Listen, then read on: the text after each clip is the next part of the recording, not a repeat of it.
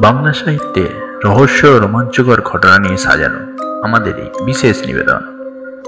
হরিনারায়ণ চট্টোপাধ্যায়ের লেখা ৫ মুন্ডির আসর। গল্পটি আমরা নিয়েছি রাতের প্রহরী এই বইটি থেকে। প্রথম প্রকাশিত হয় ১৯৮৫ সালে। গল্প পাঠে দেবার্ঘ। শুরু হচ্ছে ৫ মুন্ডির আসর। স্টেশনের নাম লোচনপুর। সেখান থেকে আরো ২ ক্রস। যানবাহন বলতে কিছুই নেই। গরমে আর শীতে গরুর গাড়ি চলে, কিন্তু বর্ষায় তা সম্ভব নয়। মাঝপথে দুটো খাল, অন্য সময় বালিস্তূপ। বর্ষাকালে পার হওয়া দায়, খেয়া নৌকা ছাড়া। উপায় নেই, কোর্টের কাজ। আর ৪ মাইল পথ পায়ে হেঁটে গিয়েই পূর্বাই গায়ে সর্বেশ্বর জানাকে ধরতে হবে। ধরা মানে কোর্টের ভাষায় সমন ধরিয়ে দেওয়া। এই কাজ না করতে পারলে চাকরি থাকবে না। হয়তো গিয়ে দেখব আগে থাকতে খবর পেয়ে সর্বেশ্বর ডুব মরেছে, কোথাও পাওয়া যাবে না তাকে। তা যদি হয় তাহলে আর বাড়ির দরজায় নোটিশ সেটে দিয়ে আসতে হবে। মোট কথা, যেতে আমাকে হবেই। যাত্রা শুরু করলাম। কাঁচা মাটির পথ কিছুটা গিয়েই শেষ হয়ে গেল। তারপর আল, হাতখানেক চওড়া। সার্কাসের খেলার সরু তারের উপর দিয়ে যেভাবে লোকটা হেঁটে যায়, সেই রকম কায়দায় সাবধানে এগিয়ে চলছি। একটু এদিক ওদিক হলেই একেবারে গাদা গোলা জলে নাকানি চোবানি খেতে হবে। একমাত্র ভরসার কথা, এখনো যথেষ্ট আলো রয়েছে। চারদিক পরিষ্কার দেখা যাচ্ছে। হাতের লাঠিটা ঠুকতে ঠুকতে চলতে লাগলাম। যা শুনেছিলাম তা ভুল। খাল ২টো নয়, একটা। খেয়া নৌকার ব্যবস্থা নেই। সরু খালের উপর বাঁশের একটা সেতু। ২ হাতে বাঁশ আঁকড়ে খাল পার হলাম। তারপর আল নয়, সরু পথ, পায়ে চলা। দুপাশে ঘোড়া নিম আর আশাওড়ার গাছ। জায়গাটা বেশ অন্ধকার। মাইলখানেক পথ পার হই পূর্বাগাঁয়ে এসে হাজির। ছোট্ট গ্রাম, একটা দোকান আর গোটা ১০ চালাঘরের গ্রামের সীমানা। বরাত ভালোই বলতে হবে। সর্বেশ্বরকে একেবারে বাড়ি দাওয়াতেই পেয়ে গেলাম। বসে বসে গাবের আটা দিয়ে জাল মারছিল। তার কাছে খোঁজ করতেই বাজখাই আওয়াজে বলল, আমি সর্বেশ্বর জানা, পিতা ঈশ্বর পতিত পাবন জানা। মশাইয়ের প্রয়োজন? প্রয়োজনটা দেখেই সর্বেশ্বর চমকে উঠল। এমন জানলে হয়তো জাঁক করে পরিচয় দিত না। কাজ শেষ করে কোঁচার ঘুটে গাল। কপাল মুছে নিয়ে বললাম, একটু জল খাওয়াতে পারেন? সর্বেশ্বর এক দৃষ্টি কিছুক্ষণ আমার দিকে চেয়ে রইল। সে দৃষ্টিতে যেন আগুন ঝরছে। তারপর বলল, লোচনপুর থেকে আসবার সময় একটা খাল পার হয়ে এসেছেন না? ঘাড় নেড়ে বললাম, হ্যাঁ। অনেক জল পাবেন সেই খালে, পেট ভরে চুমুক দিতে পারেন। অবস্থা দেখে আমি আর দাঁড়ালাম না। দাঁড়াতে সাহসও হলো না। কিছু বলা যায় না।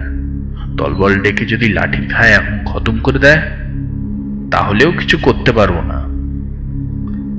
তারপর মাটি খুঁড়ে লাশটা যদি পুঁতে ফেলে, তাহলেও কাক চিলে জানতে পারবে না। কোর্টের পেয়াদার ভাগ্যে মারধর হামেশাই হয়। লোকজন খেপে উঠে আধমরা করে দেয়। একবার ভাবে না, আমরা নিমিত্ত মাত্র, শুধু নির্দেশ জারি করেই খালাস। বুঝতে পারলাম এ গায়ে ঠাই হবে না। ভেবেছিলাম রাতটা কোথাও বিশ্রাম করে ভোর ভোর রওনা হব, কিন্তু তা হওয়ার নয়। একেবারে গায়ের মুখে যে দোকানটা দেখেছিলাম সেখানে এসে দাঁড়ালাম। খাওয়ার জিনিস কিছু পাওয়া যাবে? দোকানি নড়ে চড়ে সোজা হয়ে বসল। কি চাই বলুন না কর্তা? চেয়ে দেখলাম ২টো ধামা পাশাপাশি সাজানো। গোটা কয়েক জার আছে, তবে সবকটাই খালি। দোকানি আবার বলল, মুড়ি আছে, পাটালি আছে। আর কিছু? দুধ কিংবা কলা? আজ্ঞে না, ওসব এখানে পাবেন না। নিরুপায় মুড়ি আর পাটালিতে এই কাঠের বেঞ্চের উপর বসে পড়লাম। দু এক গাল মুখে দিয়েই বুঝতে পারলাম মুড়িগুলো অন্তত 1 সপ্তাহ বাসি, আর পাটালি যে এত তেতো কি করে। অনেক ভেবেও কুলকিনারা পেলাম না। খাওয়া শেষ করে জল খেয়ে পয়সা দেবার সময় মুখে জিজ্ঞাসা করলাম, এখানে রাত কাটাবার জায়গা হবে? এ দোকান ঘরের এক পাশে হাত পা মুড়ে পড়ে থাকব। কোনো উত্তর নেই। দেখে মুখটা তুলেই শঙ্কিত হলাম। দোকানি এক দৃষ্টে আমার বুকের উপর আটকানো পেতলের চাকতি দিকেই তাকাচ্ছে, যেটার উপর কোটের নাম খোদাই করা। তাড়াতাড়ি পয়সা কটা দোকানির হাত থেকে যেন কেড়ে নিয়ে হাঁপাতে হাঁপাতে বলল, না মশাই, থাকার জায়গা হবে না। ছেলেপুলে পরিবার নিয়ে থাকি, এখানে আপনি শোবেন কোথায়? সন্ধ্যা হয়ে এলো, তাহলে এখন যাই কোথায়? এই বেলা স্টেশনের দিকে রওনা হয়ে পড়ুন। কতটার পথ? কলকাতা যাওয়ার শেষ গাড়ি 10:32, সেটা অনাসেই পেয়ে যাবেন। আমাকে আর কিছু বলবার আসর না দিয়েই দোকানি ঝাঁপ বন্ধ করতে শুরু করলো, যাতে দোকানের সামনে থেকে অন্তত সরে যেতে বাধ্য হই। বুঝতে পারলাম এ গায়ে আশ্রয়ের কোনো আশা নেই। বুকের চাকতিটাই আমার কাল। কোটের পেয়াদাটা কি এরা শোভনের সামিল বলে মনে করে। ঠিক করলাম স্টেশনেই চলে যাব। সত্যিই তো, কতটা পথ?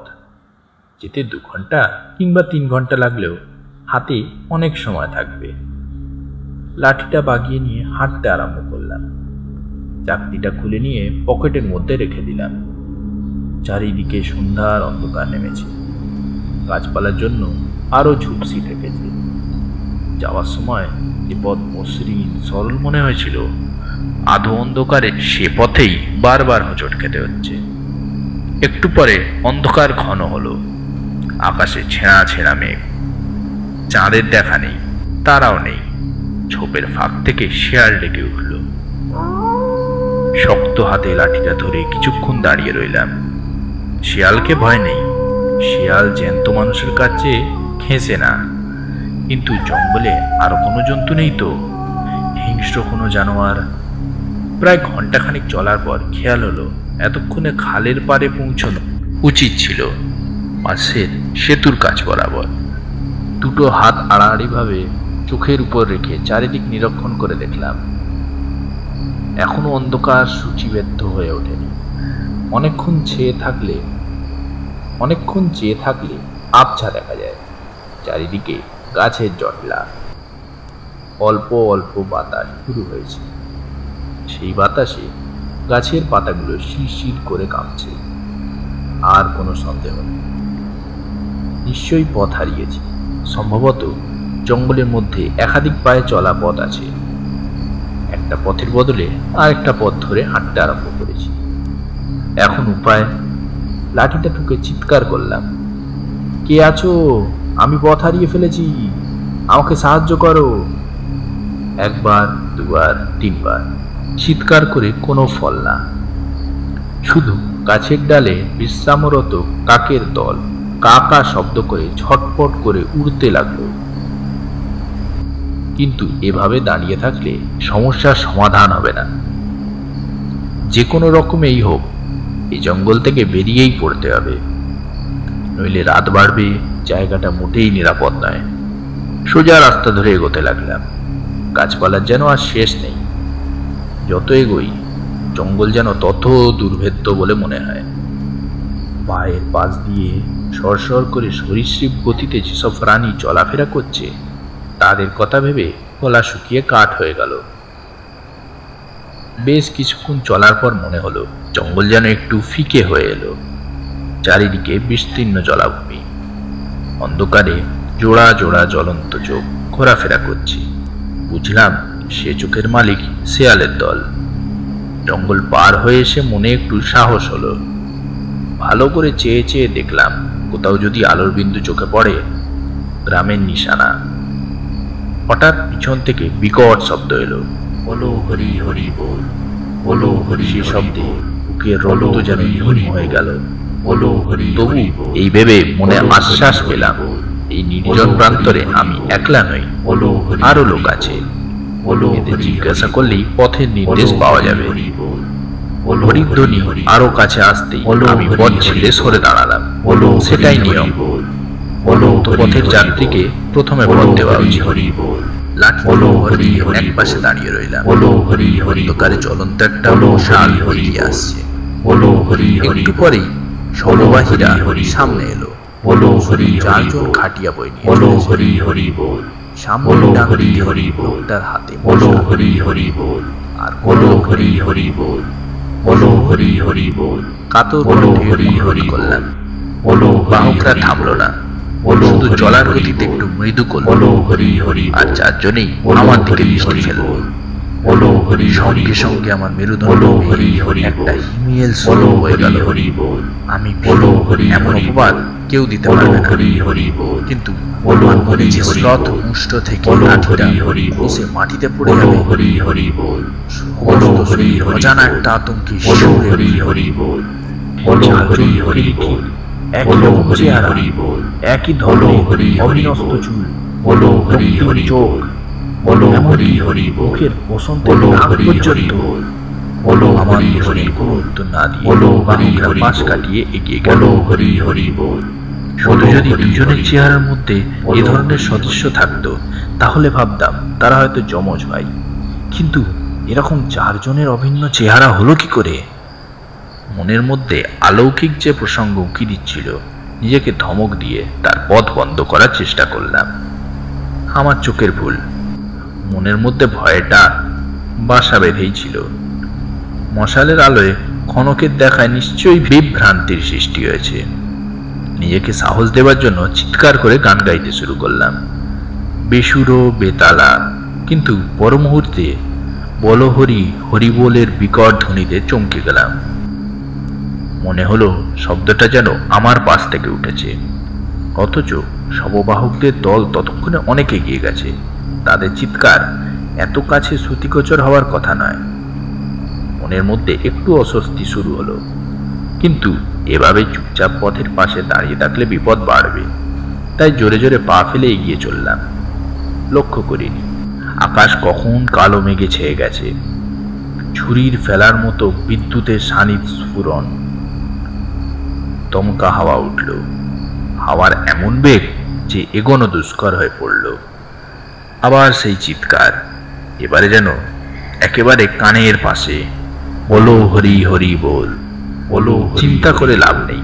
বলো হরি চিন্তা করে এই ব্যাপারে জট ছাড়ানো বলো যাবে না। হরি হরি বল, বলো হরি রহস্য যাই হোক, বলো যেভাবেই হরি হোক, হরি বল, আমাকে প্রাণে বলো বাঁচতে হরি হবে। হরি বল, কোনো রকমে একটা লোকালয়ে গিয়ে পৌঁছতে হবে। হরি হরি বল, বড় বড় বৃষ্টির ফলা সারা গায়ে হুল ফোটাতে শুরু করলো।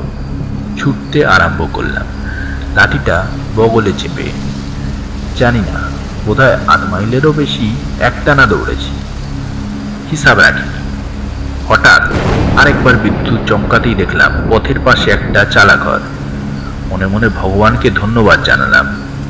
বিপদ তারণ তুমি আছো, দুর্বলের ত্রাণকর্তা। ছুটে গিয়ে চালাঘরে আশ্রয় নিলাম।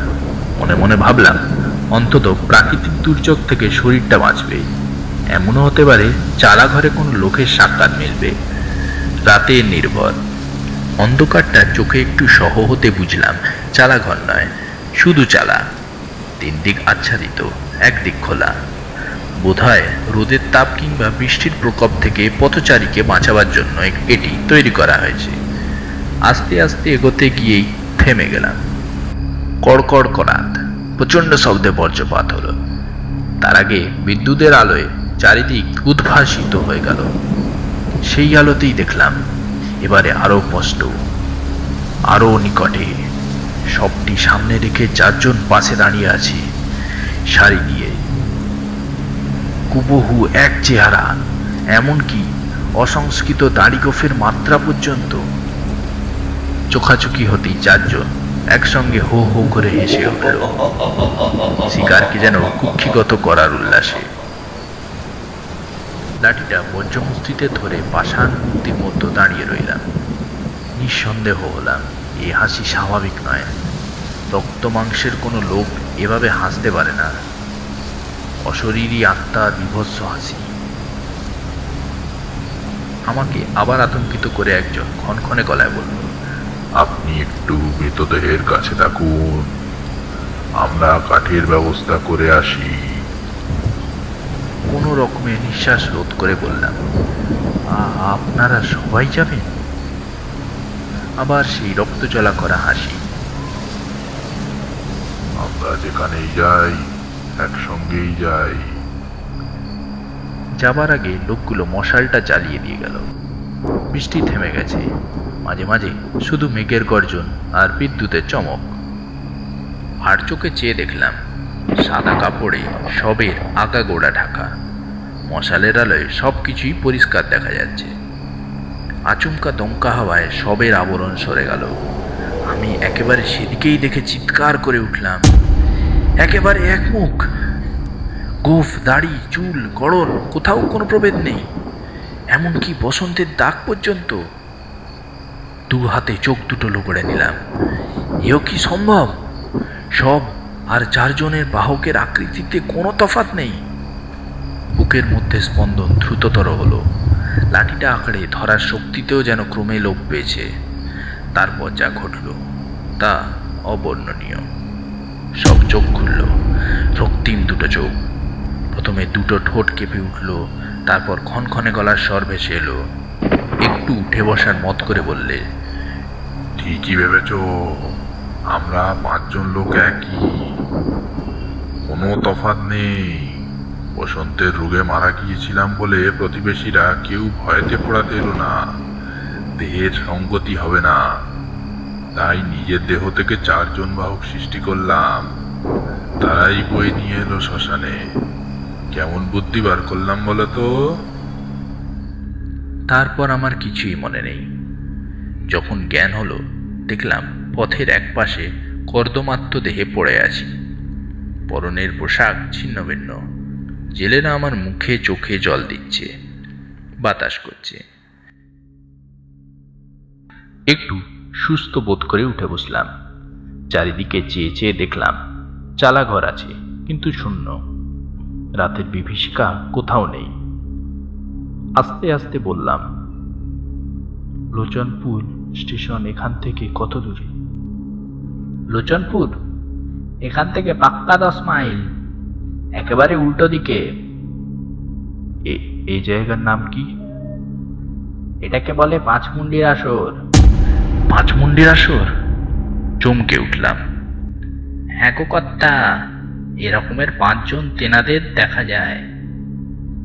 পথ বলিয়ে লোককে এখানে নিয়ে আসে, তারপর সাবার করে দেয়। তুমি বামন বলে বোধহয় বেঁচে গেছো।